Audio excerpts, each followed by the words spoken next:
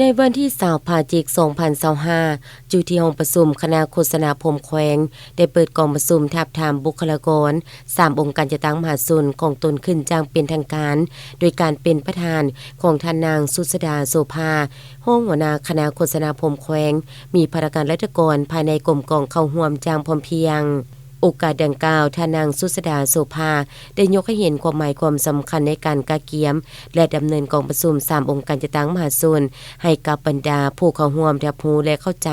เป็นต้นแม่นการปรับปรุงภายในพรรคให้มีความปลอดภัยเข้มแข็งและหนักแน่นรับประกันการก่อสร้างให้ไปตามหลักการและมีความถูกต้องตามกฎระเบียบของภาครัฐทั้งเป็นการแต่ราคาหอบดานโตกับการสินำพาของคณะสมาชิก3องค์การจัดตั้งมหาชนแต่ละคันเพื่อสืบต่อเพิ่มทวีความสามัคคียกสูงความสามารถนำพาและเป็นกำลังแห่งของการจัดตั้งเสริมขยายประชาธิปไตย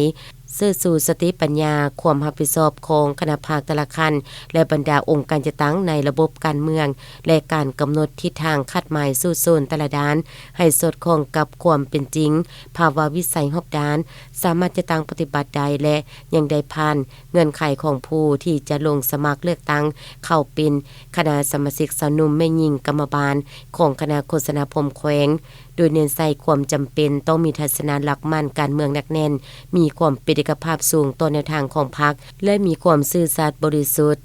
จากนั้นบรรดาสมาชิกก็ได้ใส่สิทธิประชาธิปไตยของตนปอนบัตรทาบทามบุคลากรหอบที่1และที่2เพื่อคัดเลือกเอาบุคลากรที่มีมาตรฐานเงื่อนไขตามที่ได้กำหนดไว้